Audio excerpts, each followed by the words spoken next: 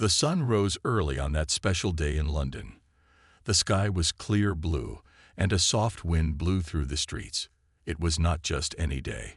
It was Coronation Day, the day when the new king would get his crown. All across London, people were already awake. Many had not slept at all. They wanted the best spots to see the royal family. Some people had waited outside for days. They'd brought chairs, blankets, and food. They did not mind the wait. This was a day that would go into history books. Mrs. Jenkins was one such person. The old woman had seen 3 coronations in her life. She sat in her folding chair, a British flag in her hand.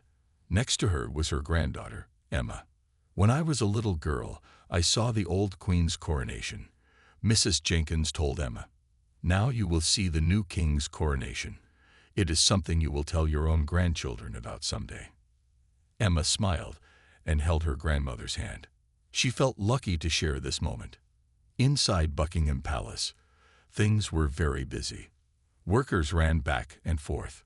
Guards stood tall and still in their red coats and tall black hats. Inside the palace walls, the royal family was getting ready.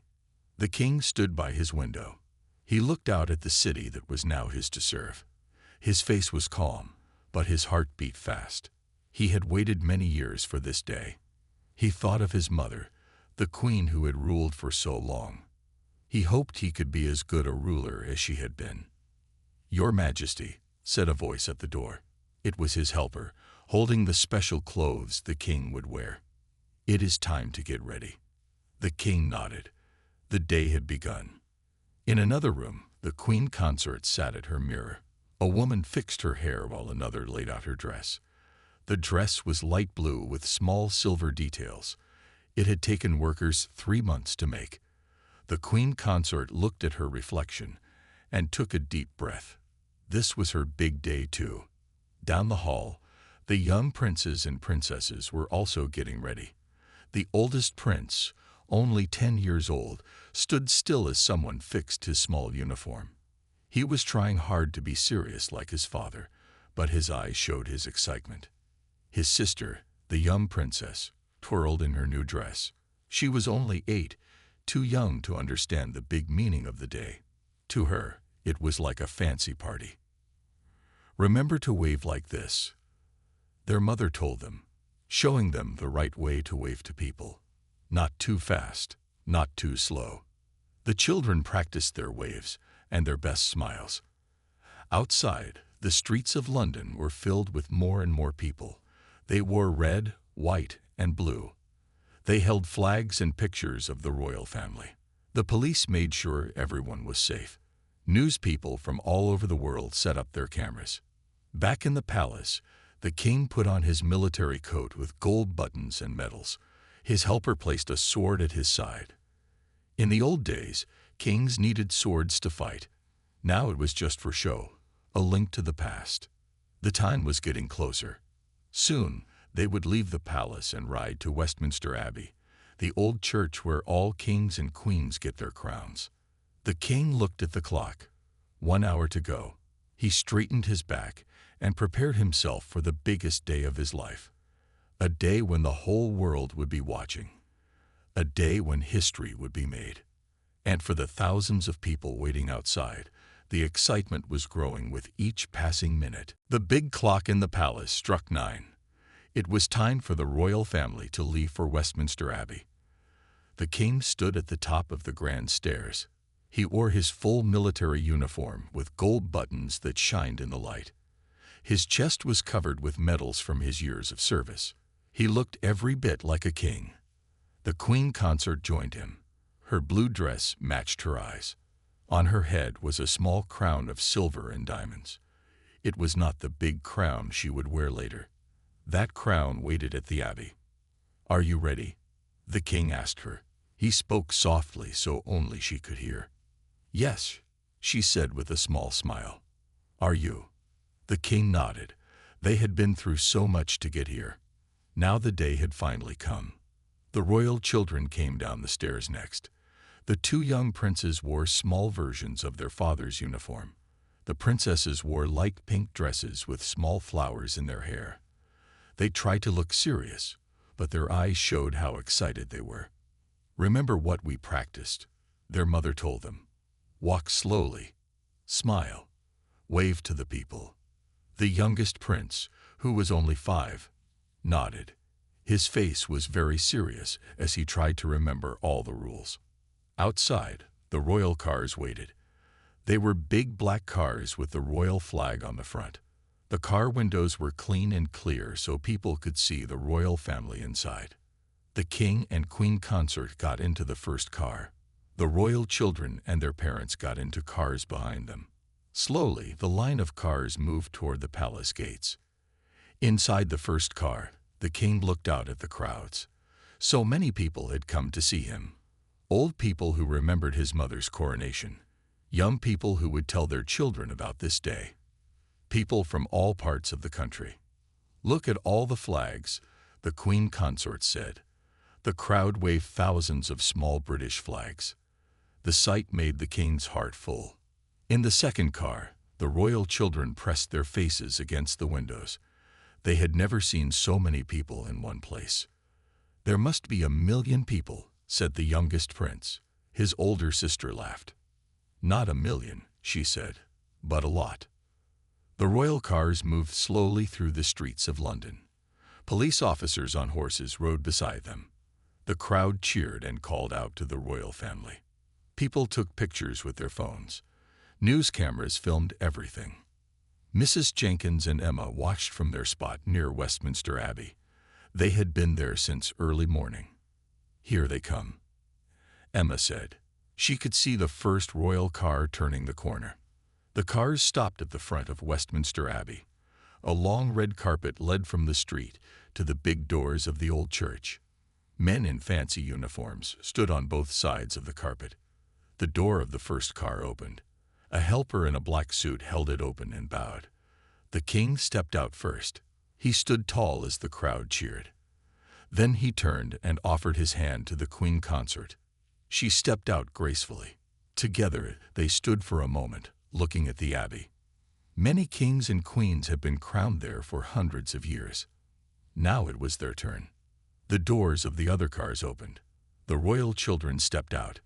The youngest princess waved at the crowd, and people smiled and waved back. The king and queen consort began to walk down the red carpet. They moved slowly and with purpose. This was no ordinary walk. With each step, they moved closer to the moment when he would become the crowned king. Behind them, the royal family followed in order. The oldest prince walked very straight, trying to be as tall as his father. From where she stood, Emma could see everything. "They look like they're from a fairy tale," she told her grandmother. Mrs. Jenkins nodded. "That's the magic of the royal family," she said. "They carry our history with them." The royal family reached the great doors of Westminster Abbey. Inside, 2,000 guests waited. The king took a deep breath. It was time to enter. The big wooden doors of Westminster Abbey opened wide. The king and queen consort stood at the entrance for a moment. Inside, the abbey was filled with light and color. Flowers decorated every corner. The old stone walls seemed to glow. 2,000 guests stood as the royal family entered. The abbey was over 1,000 years old. Kings and queens had been crowned there for hundreds of years. The walls had seen many coronations. Now they would see one more. The king took his first step inside. The queen consort walked beside him. Music began to play, a song written just for this day. The sound filled the huge space. Behind them, the royal children followed. The youngest prince looked up at the high ceiling in wonder. He had never seen anything so big and beautiful. The young princesses walked with small, careful steps, just as they had practiced. A man in gold and black clothes waited for them. He was the Lord Chamberlain, an important helper for royal events. He bowed to the king and led the way down the long center path. On both sides of the path sat important people from all over the world. There were other kings and queens, presidents, prime ministers, and famous people. They all stood as the royal family passed. Mrs. White, a teacher from a small town, was there too. She had won a special ticket in a national draw. "I can't believe I'm really here," she whispered to the person next to her. "My students will be so excited when I tell them about this." The royal family moved slowly toward the front of the abbey. The floor was covered with a rich red carpet. Above them hung flags and banners from different parts of the country. At the front of the abbey was a special platform with a throne, a grand chair where the king would sit during the ceremony. Near it stood the archbishop in his white and gold robes. He would place the crown on the king's head. As they reached the front, the king and queen consort turned to face the people. The abbey was silent for a moment. Then the archbishop spoke. "Welcome to Westminster Abbey on this most holy day," he said. His voice was strong and clear. "We gather to witness the crowning of our new king." The royal children sat in special seats near the front. The oldest prince sat very straight. He knew that one day it would be his turn to be crowned. The youngest princess smiled at the people watching her. She was not afraid of all the eyes. In the crowd, Emma watched everything with wide eyes. "Look at their clothes," she said to her grandmother. They were watching on a big screen set up outside the abbey. Mrs. Jenkins nodded. "The king's uniform has special meaning," she told Emma. "Those medals show his service to our country." Inside the abbey, the ceremony was about to begin.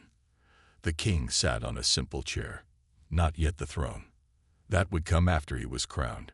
The queen consort sat beside him. Around them, the abbey was filled with history. The same walls had seen the coronation of kings and queens for almost 1,000 years. The same songs had been sung. The same prayers had been said. But there were new things too. Cameras broadcast the event to millions of people around the world. People watched on phones and computers and televisions. The king looked around at all the faces watching him. He saw his family, proud and happy. He saw leaders from other countries. He saw ordinary people who had come to be part of history. The archbishop stood before the king with a large book. "Are you ready to take the oath?" he asked. The king nodded. The most important part of the day was about to begin. He would promise to serve his country and his people. It was not just about wearing a crown. It was about the duty that came with it. The queen consort gave him a small smile of support. She knew how much this meant to him. Today, they would both take on new roles that would change their lives forever. The abbey fell completely silent as the king prepared to speak his promises to the nation. The king stood up from his chair. The abbey was so quiet that people could hear the soft sound of his clothes as he moved. He placed his hand on the old Bible. This Bible had been used for many coronations before. "I promise to serve my people," the king said in a clear, strong voice. "I promise to protect the laws of our land. I promise to support the church." Each promise was part of a tradition that went back hundreds of years. As he spoke, his voice grew stronger. This was not just a man speaking. This was a king making sacred promises to his country. The queen consort watched with pride. Their journey together had not always been easy. There had been hard times and sad times. But now they were here, ready to start this new chapter. After the king finished his promises, music filled the abbey again. A choir of 40 children began to sing.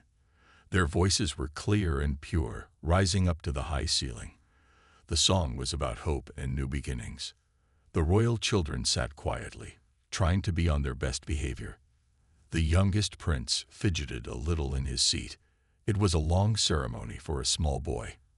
His older sister gave him a small toy from her pocket to keep him busy. She was only 10, but she already knew how to help her family. Now came an important moment.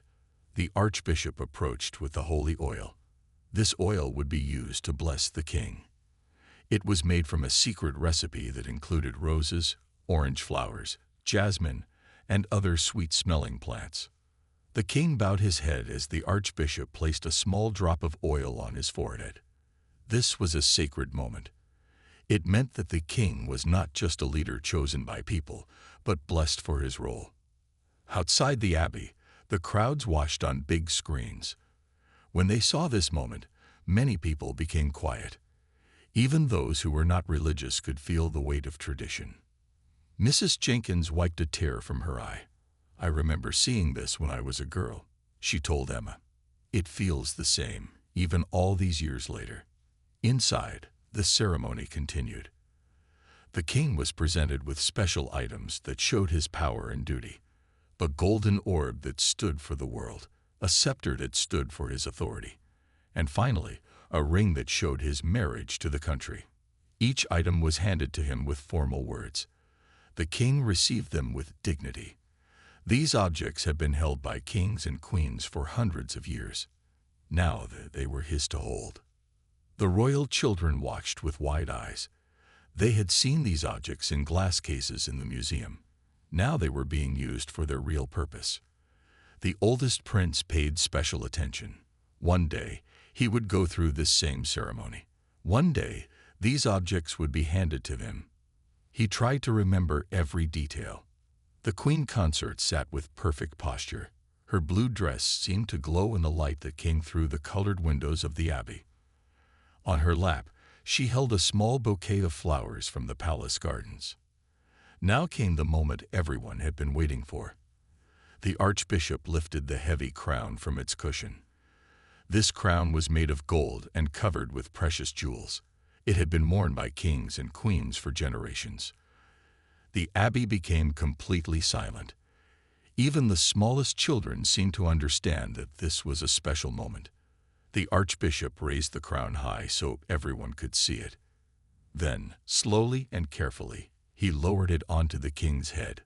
The moment the crown touched the king's head, bells began to ring throughout London. Trumpets played inside the abbey. And for the first time, people called out, "God save the king." The king sat very still, feeling the weight of the crown. It was heavy, not just in gold and jewels, but in meaning. The weight of a nation now rested on his shoulders. The queen consort smiled at him with tears in her eyes. After many years of waiting, he was truly king. After the crown was placed on the king's head, the ceremony changed. Now it was time for the queen consort to be crowned too. She stood up and walked to the center. Her blue dress made a soft sound as she moved. The king watched with love in his eyes. They had been together for many years. They had faced good times and bad times side by side. Now she would share his royal duty. The archbishop presented a smaller crown.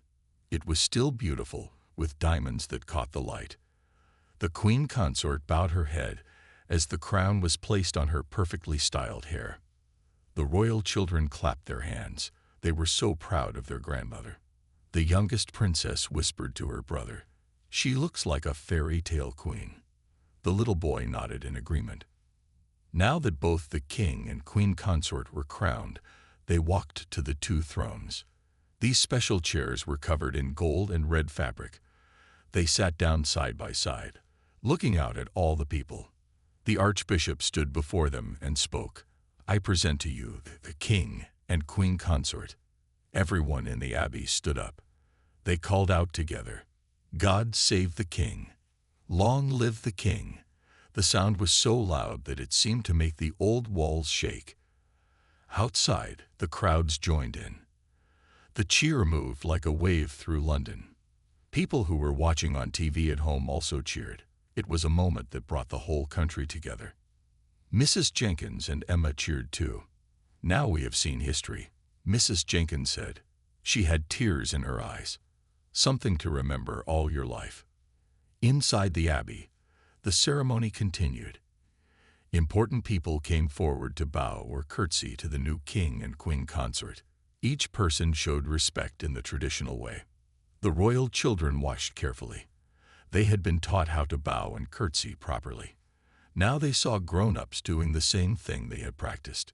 The oldest prince sat up very straight. He knew that one day people would bow to him too. It was a big thought for a young boy. As the ceremony went on, the youngest prince began to get tired. It had been a long morning. He tried hard not to yawn, but his mother saw and gave him an understanding smile. Even on this big day, he was still just a little boy. After all the important people had shown their respect, There was more music. A famous singer sang a song that had been written just for this day. Her voice filled the abbey with beautiful sounds. While the music played, the king took a moment to look around. He saw his family, proud and happy. He saw the golden light coming through the old windows. He saw the faces of people who had come from all over the world to see him crowned. In that moment, he felt the full weight of his new role. He was not just a man anymore. He was a king. He was part of a line that went back more than 1,000 years. The Queen Consort seemed to know what he was thinking. She reached over and touched his hand lightly. It was a small gesture, but it meant everything. They would carry this duty together. As the song ended, the Archbishop spoke again. "Let us pray for our new king and queen consort," he said. Everyone bowed their heads. In the quiet moment, the king closed his eyes. He thought about his mother, the queen who had ruled for so long. He thought about all she had taught him. He hoped he could be as good a ruler as she had been. The prayer ended, and the king opened his eyes. The next part of the ceremony was about to begin. He would receive the promise of loyalty from his people. The Duke of Norfolk, who had planned the whole day, gave a small nod. Everything was going just as it should. The ancient ceremony was unfolding perfectly in the modern world. Outside, the sun broke through the clouds, sending beams of light through the abbey's windows. To many watching, it seemed like a good sign for the new reign. Now it was time for one of the most important parts of the ceremony. The king would receive the promise of loyalty from his people. First, the royal family would show their support. The oldest prince stood up and walked to the throne. Though he was just a boy, he moved with dignity. He knew this was a serious moment. He stopped in front of his grandfather, the king. The boy went down on one knee. He looked up at the king and said clearly, "I promise to be loyal to you, my king and my grandfather." Then he stood and placed his hands between the king's hands. The king smiled at his grandson. In that moment, he wasn't just a king receiving a promise. He was also a grandfather, proud of the young boy before him. One by one, other members of the royal family came forward. Each made the same promise in their own way. The queen consort watched with pride. This was their family, showing unity before the nation. After the royal family, important leaders came forward. They represented the church, the government, and other parts of society. Each promised to support the new king. The ceremony had been going on for almost 2 hours now. The youngest prince was trying hard to sit still. His mother gave him a small smile of encouragement. Just a little longer, her eyes seemed to say. Outside the abbey, the crowds were still watching on big screens. Some people had been standing for hours, but no one wanted to leave. This was a day they would remember all their lives. Emma turned to her grandmother. "What happens after the ceremony?" she asked. "They will go back to the palace," Mrs. Jenkins explained. "They will stand on the balcony and wave to the people. There will be a special show of planes flying over the palace. It will be very exciting." Inside the abbey, the ceremony was moving toward its end. The archbishop said special words of blessing for the king and queen consort. He asked God to give them wisdom and strength for their duties. Now came another beautiful moment. The king and queen consort stood up from their thrones. They walked together toward the back of the abbey. They would leave the way they had come in, but now they walked as crowned rulers. The music began again. It was a happy, triumphant song. As the king and queen consort walked down the center path, people bowed their heads as they passed. The royal children followed behind their grandparents. The youngest princess waved to people she recognized. The oldest prince walked with his hands behind his back, just like his father did. As they neared the doors of the abbey, something sweet happened. The youngest prince was getting tired of walking slowly. He started to move a little faster, almost running. His cousin, a girl just a year older, quickly reached out and took his hand. "Remember to walk like a prince," she whispered to him with a smile. The little boy slowed down and tried to look serious again. People watching saw this small moment. Many smiled. Even on this big day, the royal children were still just children. The king and queen consort reached the great doors of the abbey. Outside, they could hear the cheers of the waiting crowds. The sun was shining now, making the day feel bright and hopeful. Before they stepped outside, the king turned to the queen consort. "Ready?" he asked quietly. She nodded and adjusted her crown slightly. "Ready," she replied with a smile. The great doors opened wide. The bright light of day streamed in. The cheers grew louder. The bells of the abbey began to ring again, joined by bells from churches all across London. The king and queen consort stepped out into the sunshine. They stood for a moment at the top of the steps, looking out at the sea of people and flags. It was a picture that would be on the front page of newspapers around the world the next day. The new king and queen consort, crowned and glorious, standing in the sunlight. The youngest prince, now standing beside his parents, looked up at the bells ringing above. "They're so loud," he said, covering his ears. His father laughed and put a hand on his shoulder. "They're ringing for your grandfather," he told the boy. "They're ringing for the king." Inside Buckingham Palace, the royal family had some time to rest. The king and queen consort went to a special room where helpers waited. They gently removed the heavy crowns from their heads. "How does it feel to not be wearing it?" the queen consort asked with a smile. The king touched his hair. "My head feels much lighter," he said. They both laughed. The royal children were in another room. They had a small meal while they waited. The morning had been long, and they were hungry. The youngest prince ate 3 small sandwiches very quickly. "Slow down," his sister told him. "You'll get food on your nice clothes." Outside, the crowds waited for the balcony appearance. No one wanted to leave. This was the moment many had been waiting for, to see the whole royal family together. Mrs. Jenkins and Emma found a spot in front of the palace. They could see the famous balcony from where they stood. "My legs are tired," Emma said.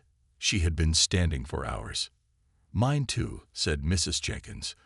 "But we've come this far. We can't miss the best part." All around them, people waited with excitement. Some sat on the shoulders of friends to see better. Children sat on their parents' shoulders. Everyone looked up at the empty balcony. Inside the palace, it was almost time. The king put on a lighter crown. The queen consort had her hair fixed by a helper. The royal children were lined up and reminded how to behave. "Wave to the people," their mother told them, "but not too fast. Stand straight.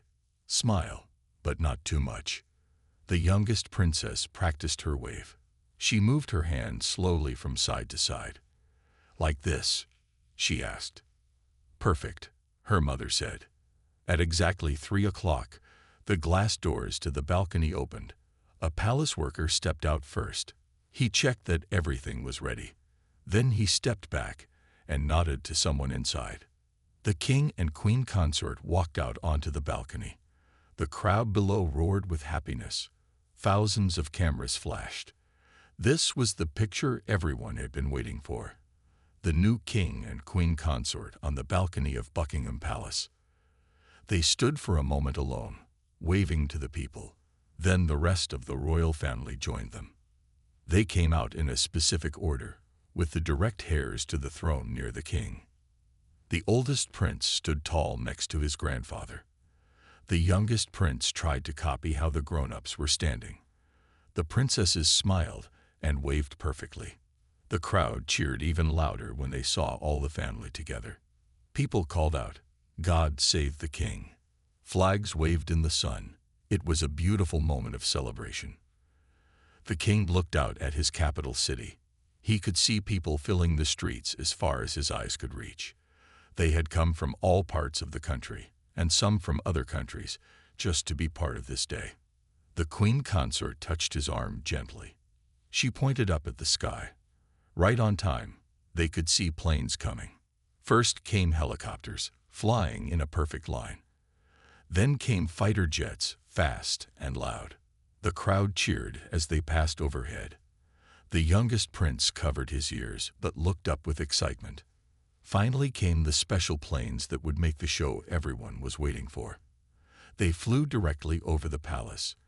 As they passed, they released colored smoke, red, white, and blue, the colors of the country's flag. The smoke made perfect lines across the sky. The crowd cheered its loudest yet. Even Mrs. Jenkins jumped up and down with excitement. The royal children pointed and smiled. The youngest princess clapped her hands. This was her favorite part of the day. The king watched with pride. This display was not just for him. It was for the country, a moment of joy they could all share. He waved as the planes made one final pass. The royal family stayed on the balcony for 15 minutes. They wanted to give people time to see them, to take pictures, to be part of history. It was a perfect end to the formal part of the day. Later, there would be a special dinner in the palace. But for now, this moment on the balcony was what people would remember most. As evening came to London, the celebrations continued. The royal family went back inside the palace after their balcony appearance. Now came the private part of the day, a special dinner with important guests. The dining room in Buckingham Palace looked beautiful. The long table was set with the best plates, glasses, and silverware. Flowers from the palace gardens made colorful centerpieces. Candles gave the room a warm glow. The king and queen consort changed into evening clothes. The king wore a dark suit with his medals. The queen consort wore a new dress, silver with small diamonds that caught the light. They looked fresh and happy, even after the long day. The youngest royal children would not join the dinner. It was past their bedtime. They said good night to their grandparents and were taken to their rooms by their nannies. "You did very well today," the king told his youngest grandson. He bent down to speak to the boy at his level. "I was very proud of you." The little boy smiled and gave his grandfather a big hug, forgetting all about royal manners. The king hugged him back. Even on this most formal of days, he was still a grandfather who loved his grandchildren.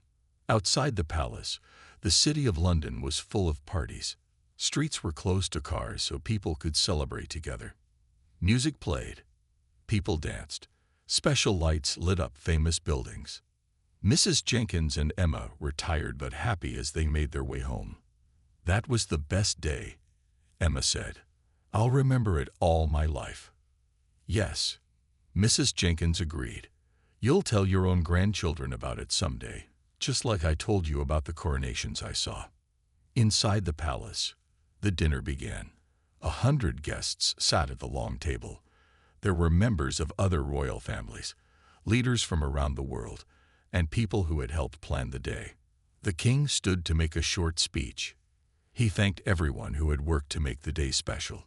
He talked about following in his mother's footsteps, and he promised to serve his country with all his heart. People clapped when he finished speaking. The queen consort looked at him with pride. Their journey to this day had been long. There had been hard times and good times. Now they were here, starting a new chapter. As the night went on, the king found a quiet moment. He stepped away from the party and went to a window that looked out over London. He could see lights and celebrations all across the city. The queen consort found him there. She stood beside him, looking out at their capital city. "What are you thinking?" she asked softly. "About the weight of history," he said. "All the kings and queens who came before, all the people depending on us now." She took his hand. "We'll do it together," she said, "one day at a time." He smiled at her. In all the grand ceremony of the day, this quiet moment might be the one he would remember most. Back in the dining room, the party continued. People shared stories about the day. How the sun came out just at the right moment, how the youngest prince almost ran in the abbey, how beautiful the queen consort looked in her blue dress. These stories would be told again and again in the years to come. They would become part of the country's shared memory. Children who watched the coronation would tell their own children about it someday. Outside, fireworks began to light up the sky over London. Red, gold, and silver lights burst above the Thames River. People stopped to watch and cheer. Inside the palace, The king and queen consort rejoined their guests. The new reign had officially begun. Tomorrow would bring new duties, new challenges, new responsibilities. But for tonight, they celebrated. They celebrated not just the crowning of a new king, but the continuation of a tradition that connected the past to the present and the future. As the fireworks lit up the London sky, the story of this special day, the royal family's stylish arrival at the coronation, the heartfelt moments at Westminster Abbey, and all that followed, became part of history. The king and queen consort walked down the steps of Westminster Abbey. A line of royal cars waited for them. These were not the same cars they had arrived in. These cars were even more special. The first car was an old one that had been used by kings and queens for over 100 years. It was dark red with gold details. Large glass windows let people see inside. The royal flag flew on top of the car. Helpers opened the door for the king and queen consort. They got in carefully, making sure their crowns stayed in place. The crowns were heavy and had to be worn just right. The royal children got into cars behind them. The oldest prince helped his younger cousins. He was taking his role as future king very seriously today. His parents watched with pride. The line of cars began to move. They would drive through the streets of London so people could see their new king and queen consort. The route was lined with thousands of people waiting to cheer. Inside the first car, the king waved to the crowds. The queen consort sat beside him, also waving. Through the windows, they could hear people calling, "God save the king." In the second car, the royal children were excited. The formal part of the day was over. Now came the fun part, the parade through London. "Look at all the people," said the youngest princess. She waved happily at the crowds. People waved back and took pictures. The cars moved slowly along the planned route. Police officers on motorcycles rode in front and behind. Soldiers on horses rode beside the cars. Their red uniforms and shiny helmets added to the special look of the day. Mrs. Jenkins and Emma had moved to a new spot. They found a place on the Mall, the wide road that leads to Buckingham Palace. They wanted to see the royal family go by on their way home. "Here they come," Emma said, pointing down the road. She could see the first car turning the corner. As the royal cars passed, people threw flowers. Children waved small flags. Some people had camped out all night to get the best spots. The youngest prince was enjoying the ride now. He wasn't tired anymore. He rolled down his window a little so he could hear the cheers better. His mother smiled but reminded him to sit properly. In the first car, the queen consort turned to the king. "They love you," she said softly. The king nodded. He felt the weight of their trust. All these people were now his to serve. It was a big job, but seeing their happy faces made him feel ready for it. The cars passed famous places in London. Trafalgar Square, with its big lions, the Houses of Parliament where laws are made, and finally turned onto the Mall toward the palace. The Mall looked beautiful. Hundreds of flags lined both sides of the road. Red, white, and blue bunting hung from the trees. It was like a river of color leading to Buckingham Palace. As they got closer to the palace, the crowds grew even bigger. These people had been waiting all day. They wanted to see the royal family on the famous balcony. The cars drove through the big gates of Buckingham Palace. The gates closed behind them. For a moment, the royal family was away from the public eye. Inside the palace, helpers waited to take the heavy crowns and put them safely away. The king and queen consort would wear simpler crowns for the balcony appearance. The royal children jumped out of their cars, happy to be home. Now they could move around more freely. The youngest prince ran up the steps, forgetting his royal manners for a moment. His father called him back with a smile. The king and queen consort stepped out of their car more slowly. They had been sitting formally for hours. They were tired but happy. A palace worker came up to them. "The balcony appearance is set for 3 o'clock, Your Majesty," he told the king. "The planes will fly over at 3:15. The king nodded. "Thank you," he said. "We'll be ready."